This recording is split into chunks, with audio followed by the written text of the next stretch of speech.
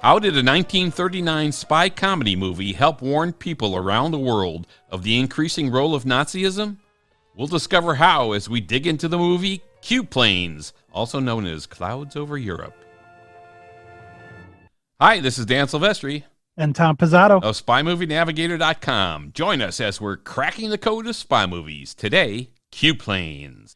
Tell your friends about our podcast and give us a 5-star rating in your favorite podcast app. All right, we have a winner of our first giveaway for the DB5 keyring. This was the Leave Us a Voicemail giveaway that we did. All right. Steve Tomlinson from Canada. We also know him as Eddie. He's our first winner. Congratulations, Steve. Let's hear what he suggested as a topic for a future podcast. Hi, guys. This is Eddie from Montreal, Canada. I just wanted to say I really enjoyed the podcast, especially the recent episodes about No Time to Die. It's been more than 4 years since the release of Spectre, so maybe something you might want to consider discussing is the entire story arc of the Daniel Craig Bond films, and how that story arc is such a radical departure from the rest of the Bond canon. All the best, and keep up the good work. We like that topic. One we'll work on and release as a lead-in to the November release of No Time to Die. So let's get back to the movie Q-Planes.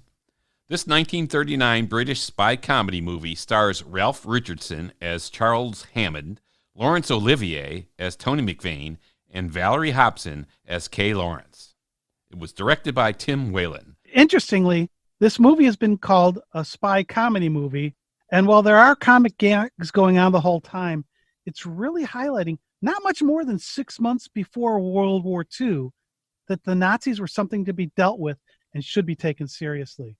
The British were already believing this, but the American release of this movie, called Clouds Over Europe, was probably to open up the eyes of the Americans who had not been taking Nazism very seriously up to that point. Now, if you look for this movie online and you go to IMDb, it's under Clouds Over Europe. If you go to YouTube, it's under Q-Planes. Okay, so that's good. Now, there's different openings in both of these versions of the movie, though, right, Tom? The opening of the American version of the film, Clouds Over Europe, was originally more sinister, as it started off with pictures of scenes of London and an announcer advising what a difficult time the empire was having with safety and trade as clouds of war appeared near.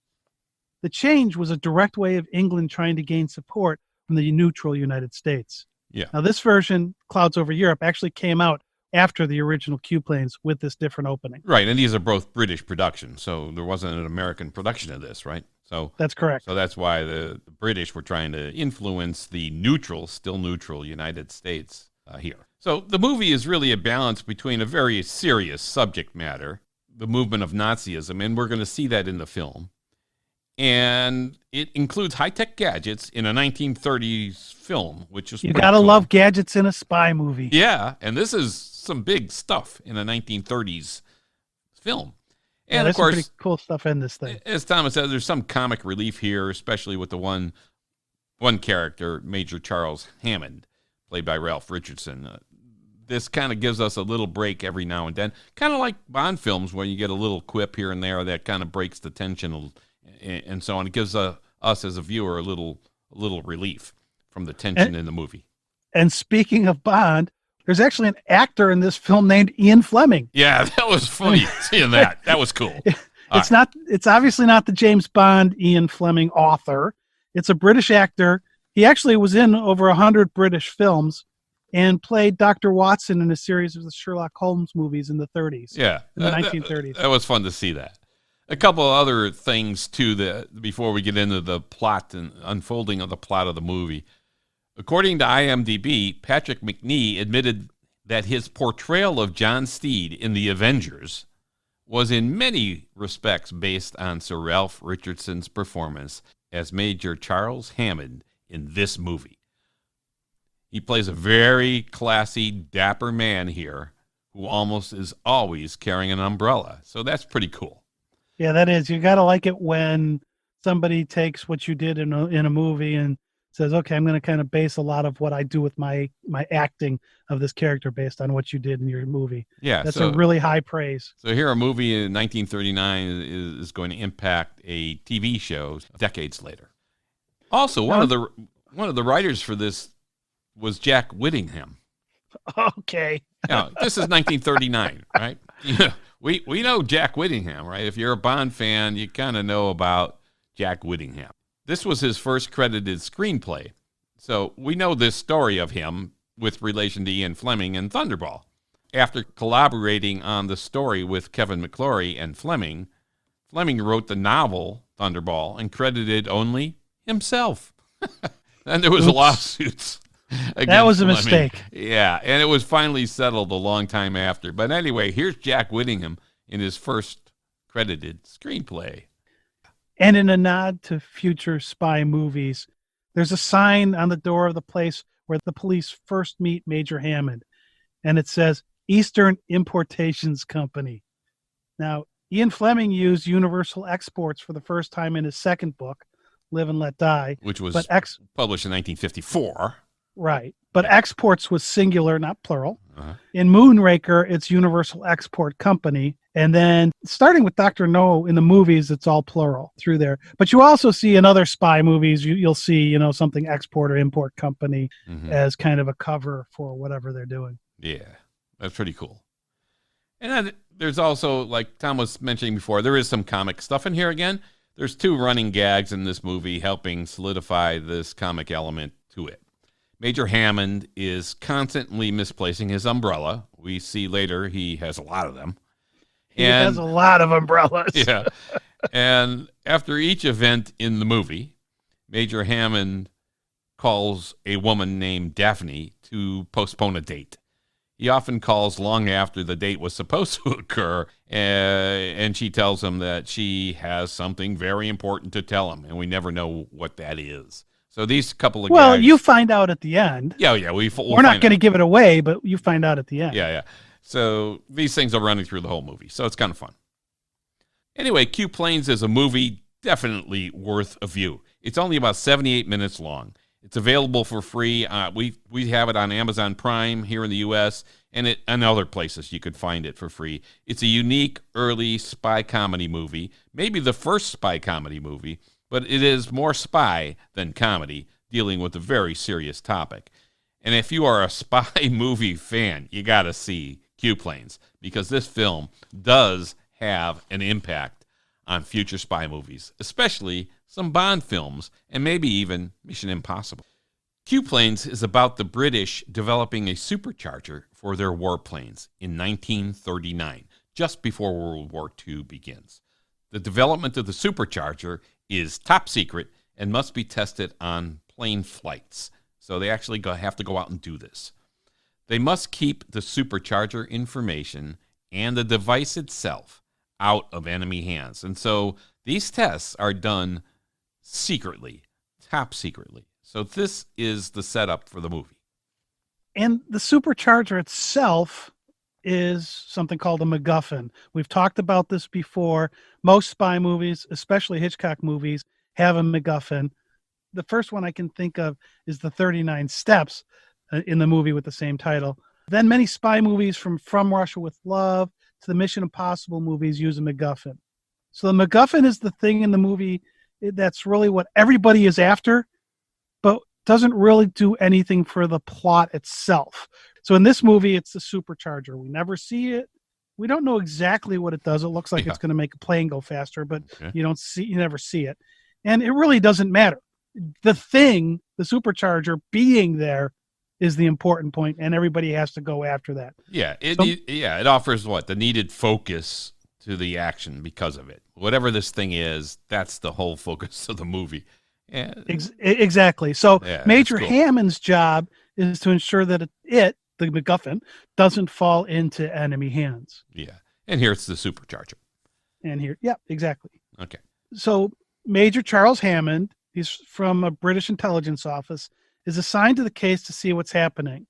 Test planes have disappeared with sensitive equipment, and they can't afford for the supercharger to be aboard these missing planes. There's been no debris found, so you've got planes that have gone missing, and there's no debris. They've mysteriously disappeared. Yeah, that's the interesting setup to this whole thing. So now you're kind of intrigued with the movie. It's like, okay, these things are happening. They've got the supercharger. They got to hide. They got planes that are disappearing, and they find no debris, which is bizarre. So now we're all wondering what the heck is going on here. This guy, played by Laurence Olivier, Tony McVeigh, is one of these test pilots. And he becomes suspicious, as does Hammond, as to what's really happening here to these planes because they can't find any debris from the crashes. So they find out that there's a mole working for Barrett and Ward. They're the plane manufacturers. So now this whole thing is becoming spy-like and very interesting to see what's going to happen next. Now, Q Planes is an odd name for a movie. I mean, there actually is a Q branch in the British intelligence services, and I'm thinking maybe these Q planes with the super secret supercharger is a product of Q branch, much like the Q boat was in The World Is Not Enough. But that's never detailed. Fun. That boat was fun. Yeah, that's never detailed here. But we think it really has more to do with Q ships used in World War I as freighters, which were decoys to draw out the U-boats, and then the Q ships would reveal their guns and blast away at the U-boats. We'll have more on that in another podcast. All right, so let's kind of go through the movie kind of almost scene by scene then. We've given the premise of the movie. Let's kind of go through scene by scene and talk about how it opens up and keep going. Okay. And it really opens with a really weird scene with Charles Hammond is found in an office of the Eastern Importation Company on a couch and the police barge in. Yeah. For some reason, he fakes amnesia. And they finally clear it up that he's Major Charles Hammond working on some sort of British intelligence, but not until they got him to the police station. Yeah, was he faking it because he was drunk? Or was it almost seemed like he was drunk and passed out from drinking or something, and they didn't want to, I don't know. Yeah, it was unclear. It was weird. unclear, but Yeah. I think part of it was it showed you he was quirky. Yeah, He definitely is quirky. Yeah. So he's assigned as an undercover agent to the manufacturing plant of the planes, Barrett and Ward, to find out what might be going on from the inside. And then at the 8:57 mark of the movie, it is said, unofficially, of course, you understand, I'll give you every facility, but if he finds you out, you're acting against instructions. Boy, where have we heard something like that? So this is his boss, Charles's boss, talking to him about the mission he's being put on. Yeah. And that really brings us back to the Mission Impossible TV show and the movie series.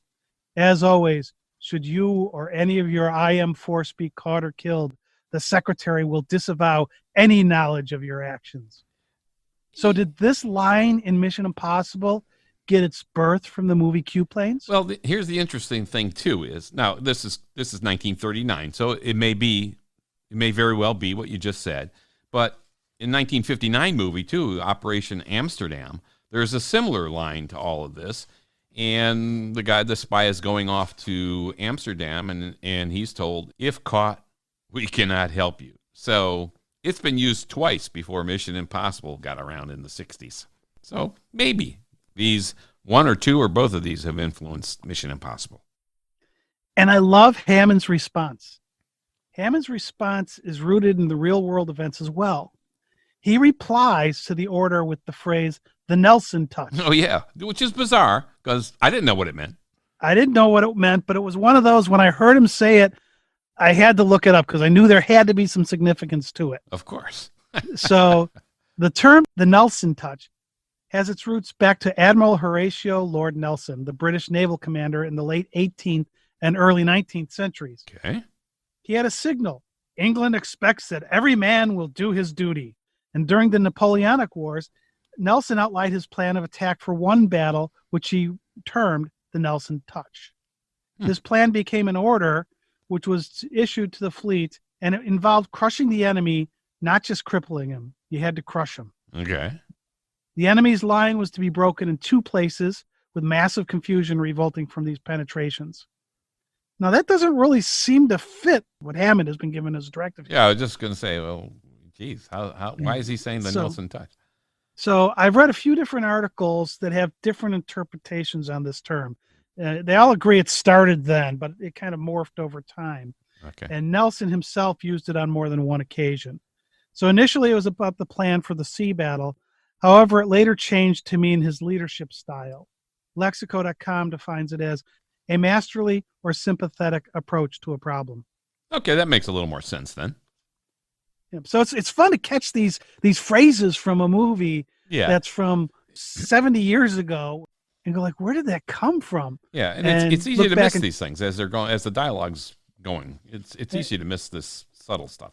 But it's really a real world kind of intervention into this movie. Yeah. All right, back to the movie. Yeah. All right. There's these test flights going on with sensitive equipment aboard. And we don't know what the other sensitive equipment is, but there was sensitive equipment aboard these test flights, and they're secret. Hammond brings someone to the airfield and receives a note that says, Supercharger is enemy's objective. They may know of proposed flight from secret agent here. Whoa. All right. There's a lot in that. Yeah. So now we got to figure out what's really happening here. So we know there was no debris found. We know all of this other stuff going on, but now we know there might be an agent working somewhere here who's tipping things off or something. We don't know, but this note was now the setup really for the rest of the movie. And really verifying that there's an enemy, that it's not a it's problem with the planes or whatever. Yeah. Well, we don't know exactly what's happening yet, but we know that the enemy is aware of the proposed test flights.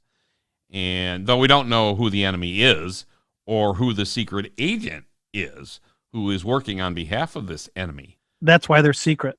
Yeah, that's why they're secret. So this scene gives us a clandestine message exchange and tells us the plot. The message exchange is done using a note wrapped around a cigarette, following the classic, do you have a cigarette or a light, that we have seen in a lot of spy movies, right? Seen that, right? Yeah. Spies trying to talk with each other in code. This is like, I don't know, a lot of movies. Pretty much most of them. The spy will give in from the cold. Mission Impossible. Mission Impossible, numerous. Bourne. Bond films too, and Bourne. Yeah. Lots of stuff. But hey, in real life, spies do this kind of stuff. So there's this cafe on the base where the pilots and navigators and other personnel hang out waiting for their assignments. This Tony McVane, played by Laurence Olivier, wants to take the next test plane up, but the crew is going to be selected from lottery. So they wait. McVane, meanwhile, is talking to this new waitress behind the counter who asks him, hey, there's going to be a test flight today, isn't there? Just a rumor, he says. She asks, who's the pilot? He retorts, how do I know? She mentions a crew that was lost. The waitress was played by Valerie Hobson. She was also in The Spy in Black, which was also released in 1939. We'll be doing a future podcast on that. We're waiting to be able to, the coronavirus pandemic mess to clear up, because we want to go actually look at a U-boat in a museum here in Chicago before we do that podcast. But Valerie Hobson, she's cheeky, she's pretty. She gets what we now call it sexually harassed by the customers. I mean, it's amazing how rude guys were to women back then. Kind of like the early James Bond films with the cracks that Bond gives to women as well. Yeah. And it ends up she's Major Hammond's sister. Yeah, that's interesting. And she does a terrific job. She actually is pretty damn good at what she's doing. Oh, she's really good at it. She's in. She's terrific. So these crews are sitting around the coffee shop waiting to hear who's going to be selected for the next test flight. And so when the announcement comes over the loudspeaker with the names that have been selected, this waitress is taking notes. All right. Now we are looking at her thinking, what is she doing? She's asking all these questions. Now she's taking notes. She wasn't taking somebody's food order or anything. She's taking notes as the announcement's going on. Could she be the mole? So now we're thinking, wait a minute. The note, secret agent, some mole. It makes us wonder. The crew for the next test flight are called for duty. And when I hear something like this, I actually try to listen for the names they use to see if there's some significance to the name. Okay. Oftentimes it's a crew member or something like that. And unfortunately, with the older films, they don't give you the long list you get out of today's movies in terms of who the crew was involved. So I looked up. The first name they called was a guy named John Peters. He was the lead pilot. There is a John Peters who was appointed a member of the Continental Congress in 1774 for the formation of the United States, but he refused to take the office's oath of secrecy. In 1776, he chose to remain loyal to the British Crown and fled to Canada, where he was appointed colonel of the Queen's Loyal Rangers. So I'm thinking maybe this is some homage to him from a British filmmaker or a British writer, Mm. and thinking, okay, the other crew members, maybe they were part of the Queen's Loyal Rangers. It's an interesting thought. Yeah, this is the way I think. I'm crazy. How did it turn out? It did not turn out well because looking at the Okay. ranks of the Queen's Loyal Rangers, at least that I've been able to find, Yeah. there was no J. Nichols, R. Mackenzie, or G. Scott in their roles, and those were the names of the characters that were the next three people that were part of the crew that were called. So I might have gone down a wild goose chase with that one, or maybe they were paying homage to John and not the others. I don't know. Yeah. Hey, it's an interesting little twist, and good that you pursued it. All right, so this is happening now. They got the crew up, and Peters is the pilot. Hammond is watching the plane take off, and it's heading out to open seas. There's a ship out at sea, and it looks like a cargo ship. And it's keeping an eye on this plane, which is doing this speed test, theoretically, right? Remember, the supercharger is the test, and the warning note to Hammond is in our minds now.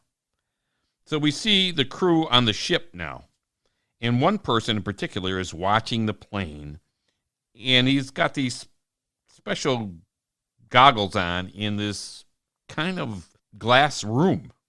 Well, So- it kind of looked like almost like a lookout tower. Yeah, it was odd.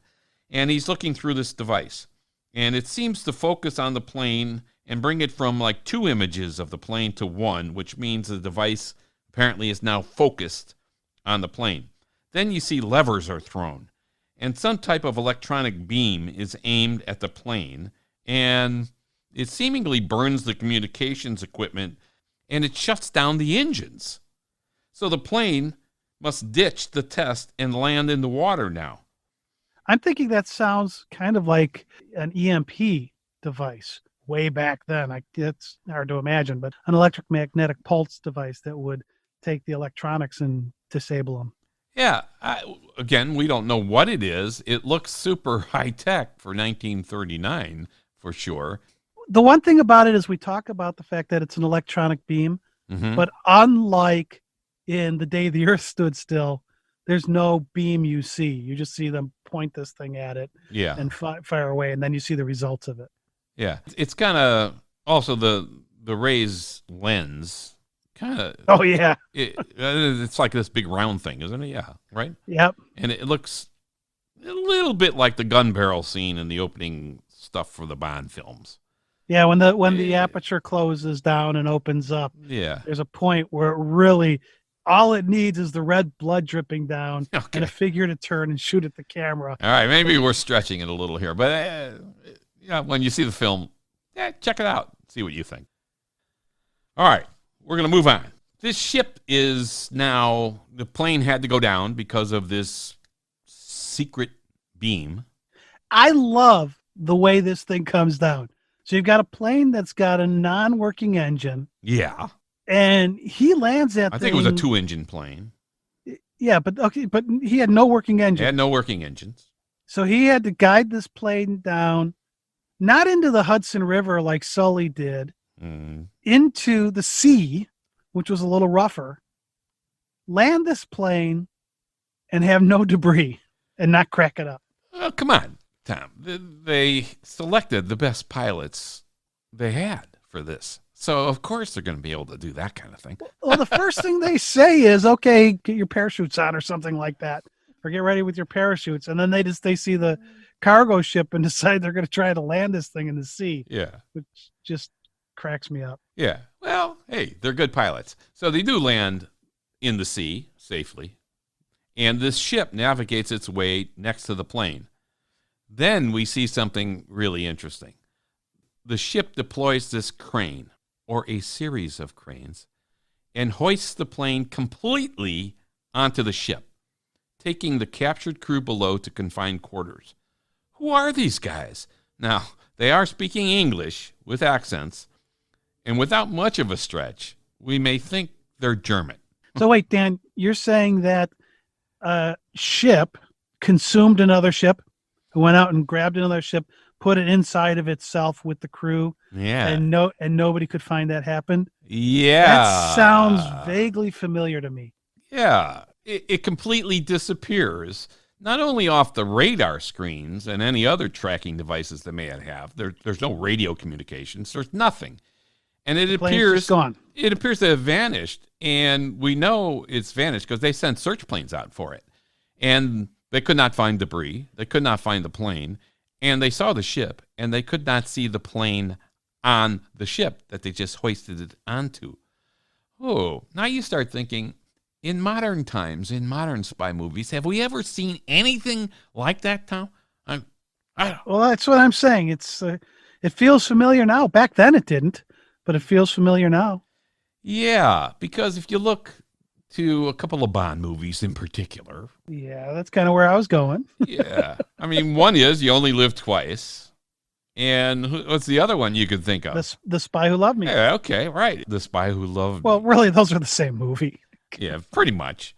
But in You Only Live Twice, of course, space capsules in space are being swallowed up by another large space vehicle. In The Spy Who Loved Me, entire submarines from the U.S. and Soviet fleets are disappearing, being consumed and taken within Stromberg's ship, the Liparus. Wow! So in 1939, we have the first instance of this happening, an entire plane, or planes, multiple planes, being hoisted aboard a ship, and then not in sight. Again, we know this. The search planes saw the ship. They could not see planes on the ship, or they would have known, oh, there's the plane. No, they couldn't see it. So this is exactly like the two Bond movies mentioned. Well, only this is 1939. One slight difference. In Q planes, they disable the plane, but they do not disable the space capsules in You Only Live Twice. But then if we go back to The Spy Who Loved Me, they do disable the submarine. So, Tom, it's the same kind of thing in Thunderball. In Q planes, they're capturing a plane, forcing it to land, and capturing it because they want to harvest out the supercharger. But in Thunderball, they hijack the plane and land it in the water because what they want to do is harvest out the nuclear devices that they have on the plane so they could threaten NATO and try to get $180 million, $280 million, whatever they want. So, again, similar things going on in Q planes and Thunderball. I like that. Okay. Anyway, this is 1939. This is pretty high tech to be able to disable plane engines from whatever distance they were. I don't know, but it's pretty cool. Now, recall the waitress. That's always a good thing to do. Yeah. She's suspicious to us because of her actions and the questions and taking notes and all of that.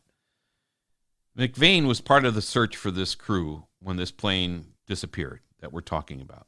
And he was the last plane to return. And he comes back, he lands, and she comes out to the plane, and he says, not a trace.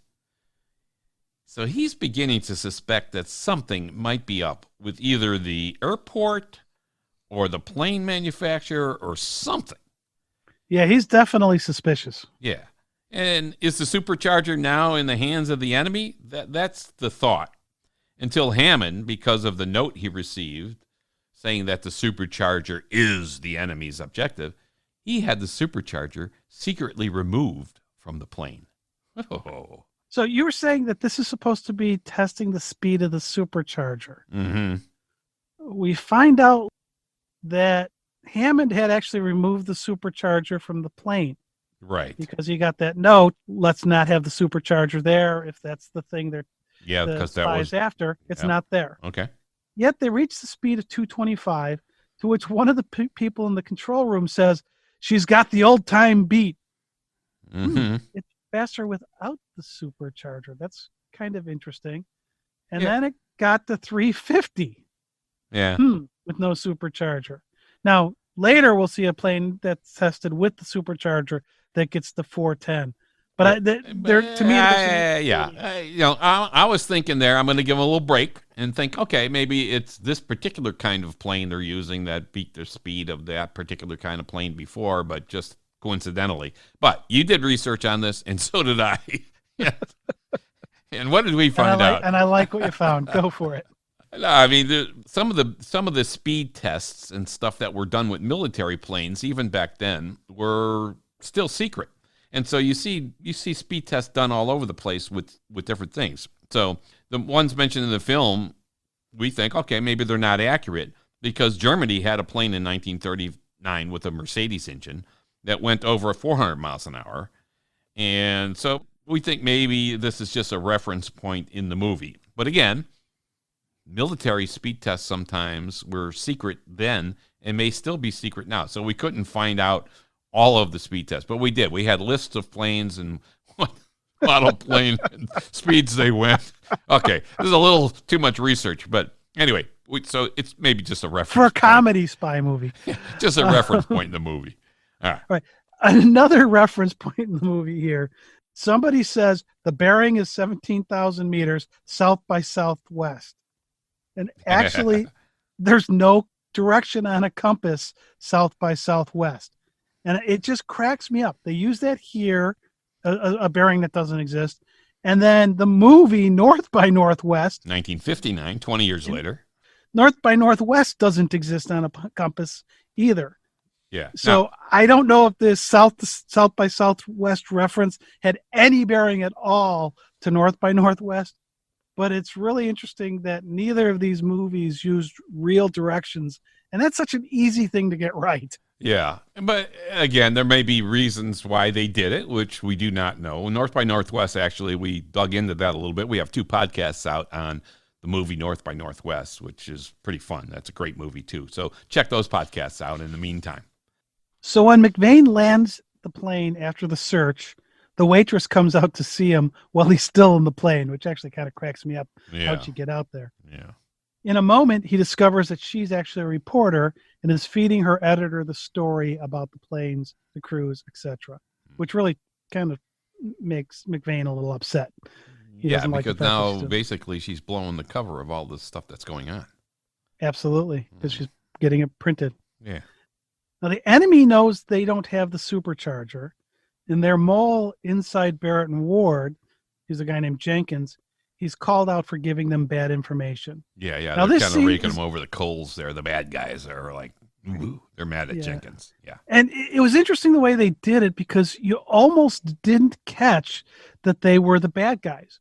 There's a scene earlier where it's kind of subtle because the accents aren't all that strong. They're in that one conference room talking, and the guy comes in, he's looking at that big map, and then he comes in and he looks at him. And the thing you have to understand that you weren't looking at Barrett and Ward is right at the beginning of that scene, there's a sign on the wall that says the Northern Salvage Company. And that kind of lets, because when I first saw this scene, I was like, wait a minute, who are those guys? Yeah. But the Northern Salvage, that sign kind of tells you that. Okay. So yeah, and the ship was supposed to be a salvage ship or something. Right. Exactly. The SS Viking, so now working for the Northern Salvage Company. Mm-hmm. So Barrett and Ward, the plane makers, have a guy named Jenkins, and he's called out for giving them bad information. Not by Barrett and Ward, but by the bad guys. But by the Northern Salvage Company or whatever I said. They actually think that Jenkins is lying to them because the Viking is expensive to operate, and they risk their lives for nothing because the supercharger wasn't there. Yeah, no, the Viking, the SS Viking is the ship, this kind of salvage ship, but the ship that we thought would look like a cargo ship or whatever that picked the plane up earlier and put it aboard. So they're mad, thinking, okay, Jenkins tipped off Barrett and Ward because he's their mole inside of Barrett and Ward. Right. And they tell him, put yourself into a safe place if you can find one. Yeah. I love that whenever they add that little, if you can find one. But again, just kill him there. Just, kill him. Well, they can't kill him in the office. Why not? It's their office. Well, that's true. But anyway, so we figure out here that Jenkins is the mole. Yeah. And these guys think he told Barrett and Ward that he double-crossed them. Mm-hmm.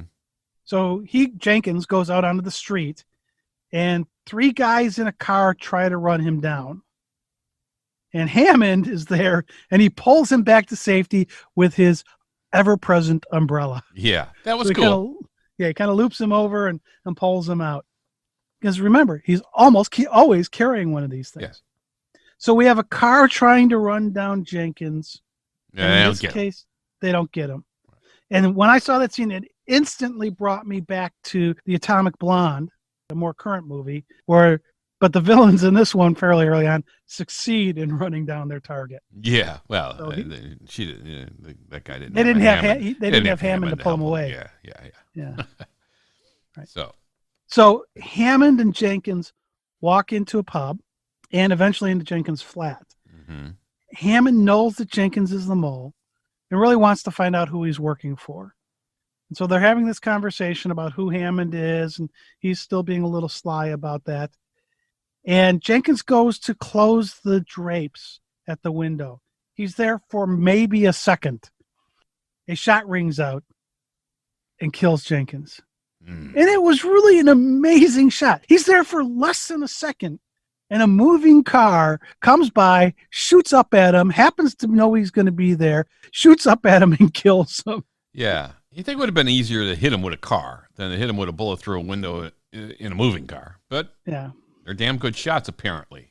But this is going back to your, don't do it out in the office. Just shoot him right now. Well, they did shoot him. Yeah. They thought he was about to talk, maybe. Exactly. And so before he disclosed who the organization was, the bad guys, they thought, okay, kill him. But there's confusion about this. Yeah, the scene switches back to the big bosses on the enemy side, the salvage company, and they didn't want Jenkins shot, or they didn't want Hammond hurt either. The Baron wants to restore confidence. Yeah, I didn't understand exactly what was going on there. They tried to kill him twice. Yeah. Yet they're saying, hey, we didn't want him killed, and they didn't want Hammond. Well, by having him killed, they couldn't find out what actually. I mean, the trail ended there. I mean, was this just poor communication with the shooters and the guys trying to run them down in the car? I didn't understand this part that well. Yeah, so to me, the Baron was like the big guy, and he wasn't in any of those earlier meetings. Mm-hmm. So I think that the lower guys were like, "Oh, take care of him," and the Baron was like, "No, we want to restore confidence. We wanted to not let anybody know that we know something's up.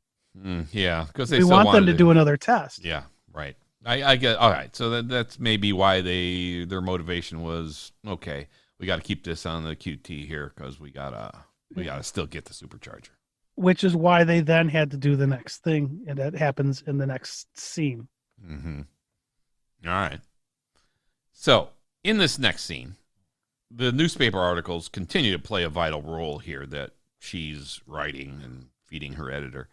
Hammond meets with Barrett, and he talks about these two planes that have gone missing. Jenkins, who sold secrets, is dead.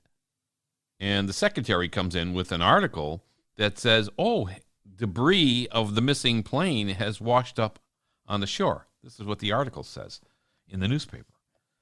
So now, wow, if this is true, then this is an accident. The planes have crashed or whatever, and it's all accidental. There's no enemies out there trying to steal our secrets. This is there's a debris field. We found it. Yeah, this is what Barrett starts thinking. So for a moment, we, the viewers, are wondering, debris? Wait a minute. We saw what happened to the planes. Yeah, where'd the debris come from? Yeah, we saw the ship grab the planes and put them aboard. So Barrett is thinking Hammond is wrong now. And Hammond's boss now is getting incensed. Wait. You said Hammond is wrong? One of the themes through this thing throughout is Hammond always says, I'm never wrong. Yes, that's true. That's another good thing. That one of the comic little relief things they do. Yeah. He even does a little song almost at one point. Yeah. That is a good little thing here. So his boss, Hammond's boss, is thinking, okay, man, you screwed this thing up. Now you're pissing off everybody. So he wants Hammond off the case and reassigned to, I think he says Palestine or something, and get him out of here. But Hammond does some of his own investigating. And again, he's kind of like an agent gone rogue. Oh, we've never heard of that before. 1939, though, we may not have.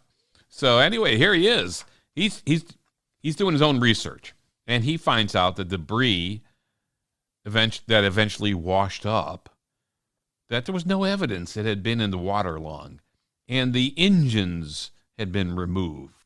Yeah, I love the way he says, like, and this knot has been cut. Yeah, he's examining the debris in person. So now you think, okay, so now he's onto something. Again, in between all this, he cancels another date with Daphne, and there's our little comic, ha ha ha. Oh, you're a funny guy, Hammond. And it's funny the way he does it, because he's always like, he calls her up and he's like, oh, I'm so sorry, dear. Yes. And then again, bringing the way that men talk to women back then, and I'm sure you look beautiful and stuff. Yeah. It was just the way he said it. It was just like, boy, it wouldn't work right now. Yeah, it was seamless though, his movement from one to the other. And in the beginning, you're thinking he's going to make a serious call. I got to make a call, whatever. It's always to Daphne, and it's always to cancel a date or say, oh, sorry, whatever. Anyway, that's our little bit of comic relief that goes through the whole movie. So he goes on another idea. He's got another idea here. So he starts researching the movements of this SS Viking ship for the past several months. And Hammond realizes here that the Viking is now heading to the new test flight area.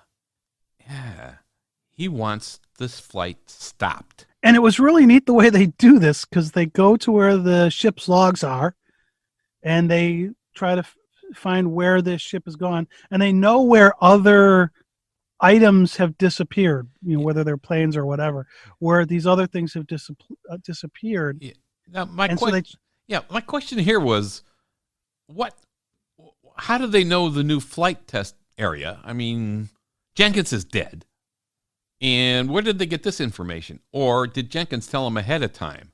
So I'm assuming Jenkins told him ahead of time. I'm assuming he told him ahead of time. Yeah. But anyway, Hammond is onto something here. And but the thing for me though is, in 1939, how did they do it?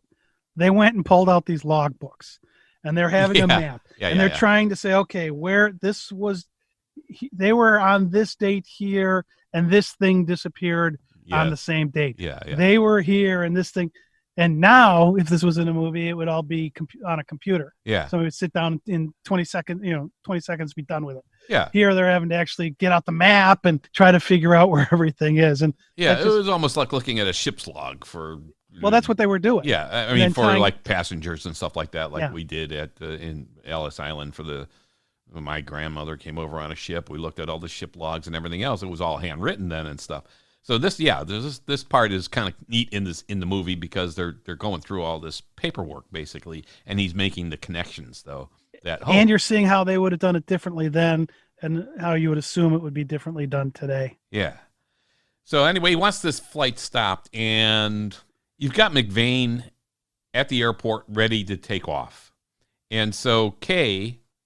Actually, that's the reporter. I don't know if we've ever said her name before in the podcast. So her name is Kay. Yeah. So Kay, the reporter that we have been talking about before, she poses as McVane's fiance and runs to the airport and tries to get them to stop the flight. So the guy at the gate says, "No, I can't let you in. This is secure. I'll take a note to him, a message to him, or whatever." So he does deliver the message to McVane. McVane. And they did that humorously too, because the guy who's going to take the message did it exactly how I do that. Somebody says, "You got to pass this message on," and you hear him repeating the message over and over out loud as he's walking from point A to point B. Yeah, which okay, that's good. So he does deliver the message to him. McVane's not going to let anything stop this test flight, because he's been wanting to do these test flights for all this time, and now he knows he's suspicious of all the stuff that's going on. So he's not going to do it. So she's posing as his fiance. So he unscrews a bolt from some kind of device, and it looks like a ring. And he says, "Here, go give that to her." And so, and he gives them a message, and the guy again keeps repeating the message as he walks backwards. So I'm thinking that's his kind of a proposal right there, right? He's giving her a ring. It wasn't. Now she's pretending to be the fiance, so maybe he's like, "Oh yeah, she should have a ring." But he's like, so yet again in another spy movie, people fall in love in a day and get proposed to. Yeah. Oh yeah, they fall in love quickly. I mean, of course, everybody falls in love with Bond, every woman, but not in the books actually. So Well, we'll talk about that another time. Anyway, the McVane, he takes off. He's like, But he's got a pistol with him. Yeah, he takes a pistol with him. I don't know if the other guys did or not, but he's got a pistol with him. And they're off the Welsh coast. And the Viking ship is tracking and targeting the plane. The plane gets hit with the beam again.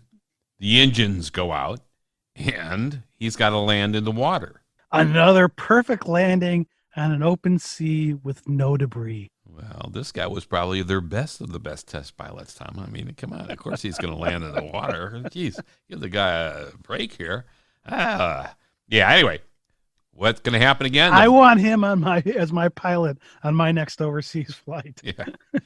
The Viking ship hoists the entire plane aboard again, as they did before. But this time, the supercharger is fitted onto the plane. He and his crew get thrown in with the others who were captured before. And McVane tells the crew, this is kind of interesting, and I did not look this up, and I should have. He said Marconi was working on a ray when he died. He could, this is what he's saying, he could cut a motor car engine from 25 yards, and these guys must have improved the range. I have to look up that Marconi thing.